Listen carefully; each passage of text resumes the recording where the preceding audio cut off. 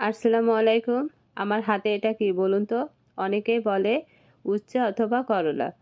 আর এখানে আসার পর আমি প্রথম এই করলা দেখলাম। এর আগে আমি কখনো এই উচ্ছে বা করলা বাংলাদেশে দেখিনি। বাংলাদেশে একটা আছে ছোট আর একটা আছে বড় জাতের। এই করলাও কিন্তু দেখতে একই রকম, এর ভিতরে বীজও দেখতে একই রকম। করলা ভাজি করার জন্য এখানে আমি এই যে আলুগুলো কেটে নিয়েছি আর নিয়েছি কাঁচা ঝাল।